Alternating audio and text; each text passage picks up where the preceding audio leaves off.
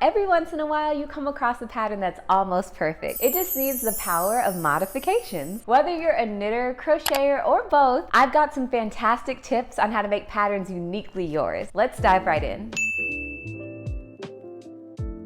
First up on my list of favorite modifications is changing yarn weight. It's amazing how a simple switch in yarn thickness can transform a pattern. Sometimes I do this intentionally and sometimes unintentionally. An unintentional time is when I made the Abuela tank by MM Making. I meant to use a size 3 crochet thread, but instead I used a size 10 due to an ordering issue on my part. If you're unfamiliar with crochet thread, size 10 is much thinner than size 3. No worries though, it was an easy fix and I just doubled up my size 10 thread to complete my make, and I literally crocheted magic. Not too shabby, huh? An intentional time I used a different yarn weight is when completing the Mezzo cardigan by Make and Do Crew. Her design called for a DK weight yarn, and I used sport weight yarn. The reason for this is simple. I had my heart set on using Brava yarn from Knit Picks, and they don't have a DK weight line. So I used Brava Sport. For the most part, I do like to use similar yarn weights as the design, but if you don't, just be sure to check your gauge and you should be perfectly fine. This is how the original Mezzo cardigan was designed, and this is mine. Again, different yarn weights make such a difference. Adding personal details or removing details is another modification I adore. It's those little touches that make a project uniquely yours. Whether it's incorporating a unique stitch pattern, adding buttons, or experimenting with color work, simple details can take the design to the next level. Some patterns where I added details are the wide leg shorts by Knit Crow Attic and the Bomber Bolena by Ali Maravillas. For the wide leg short, the original pattern had a crochet ribbed waistband with belt loop. Don't get me wrong, the designer made that look super cute, but for me, I didn't want to combine my shorts with a belt that possibly didn't complement the color of my beautiful green shorts. What I did instead is I folded the ribbing section in half and added an elastic band. I love the way it looks so much more, and I no longer needed a belt or a drawstring to keep my pants up. Both are absolutely stunning. Another time I added detail is with the Bomber Bolena, by far one of my favorite cardigans I've ever crocheted. One unique thing about this pattern is that it's only in one size. The designer only supplies the stitch count for her size. When I was completing the back and front panels, this didn't seem to be an issue, but once I seamed it together, I noticed a huge issue. The designer and I are not the same size at all, and due to my larger bust size, I noticed that my cropped cardigan was way more cropped than I anticipated. Again, no worries, I simply added shoulder sections. Since I already completed the front and back panels, I attached the shoulder panels perpendicular to what I had completed. My subscribers and I loved this modification. I think it gave the cardigan a bit more interest and also like a grandpa sweater vibe. It's a practical fix for anyone that wants to complete this pattern but felt held back knowing that they aren't the same size as the designer. When I tell you I love this cardigan, I'm so glad I chose to modify this pattern rather than give up because this pattern was too small of a design. Next on the list is adjusting the length of a pattern. Sometimes you love the design but you wish it was a bit longer or shorter. Personally, I almost always go the shorter route. And by almost always, I mean always. I first did this with the Daylight cardigan by All About Amin. Hers is a bit more of a long, slouchy, oversized feel, which I must admit looked extremely cozy. Mine, however, had the exact same vibe, but it was cropped. Since that went so well, I did it again when I was pattern testing the Lakeside Mist cardigan by Knits and Knots. Unlike most pattern tests, this designer encouraged us to make as many modifications as we like, and that's exactly what I did, and boy was it a hit. I cropped my cardigan as cropped as I could crop it. At this point, a monster was created, and even as perfect as Two of Wands and her designs are, I knew if I cropped her campsite waffle cardigan, it would work perfectly with my body type. And spoiler alert, I was absolutely correct. Another thing to note is that you can adjust more than just the length of the body. You can also adjust the sleeve. I realized this early in my crafting journey when I completed the stroll sweater by Ksenia Designs. As a Southern girl, I knew I wouldn't get much use out of a long-sleeved wool sweater, but a short-sleeved one? Oh yeah, I can work with that. I'm telling you, the next time you're working on a make, consider adjusting the length. The outcome just might surprise you. For those who love both knitting and crochet as much as I do, combining these two crafts into one is a fantastic way to showcase your skills. I did this when completing the Waffleicious cardigan and the Bleecker Street turtleneck. Fun fact about me, maybe even an unpopular opinion, but I typically hate the look of crochet ribbing. Usually when I see it, I think, why didn't you just knit that part? The Waffleicious cardigan by MJ's Off the Hook had crochet ribbing along the collar and at the end of the sleeves. For the collar, I replaced that with some crochet slip stitches in the back loop. But for the sleeve, I just knit the ribbing, and it turned out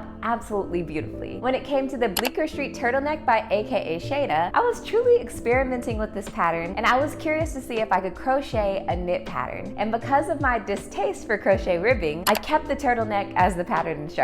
When in doubt, consider combining knit and crochet. And even if you're strictly a crocheter, knit ribbing is such a simple skill that could totally elevate your crochet pieces. Let me know if you want a video tutorial on that. Last but certainly not least is experimenting with fibers. Swapping out yarn fibers can completely change the character of a pattern. I'm a bit of a one-trick pony when it comes to this tip, but if I think any item could be elevated with a little bit more drape, I just use Lion Brand True Blue to complete the make. For the gorgeous Everyday Maxi Dress by OTH Crochet Nook, yeah, the original design used wool yarn, but I knew it would be so cute if it had more drape, so I simply used True Blue. For the Summer Breeze Crop Top 2.0 by Designs by Key, the cotton polyester blend yarn she used was probably great, but I couldn't help but think that would look really good if I used some True Blue, and it did. This swap is best implemented when the original design uses a natural fiber, but honestly, who am I to keep you from using this amazing yarn? If you want some drape on anything, just use True Blue. There you have it, my favorite ways to modify any knit or crochet patterns. I don't know if I always make the pattern better per se, but I definitely made it perfect for me and uniquely mine. I hope these ideas spark your creativity and encourage you to put your personal stamp on your projects. If you have any favorite modification technique, please feel free to share them in the comments below. You may even need to go back to that pattern that you've had in your queue for a while and look at it with fresh eyes now that you have so many tips on how you can elevate it. If you enjoyed today's video, don't forget to give it a thumbs up and subscribe for more crafting content. Until next time, see you in my next video. Bye!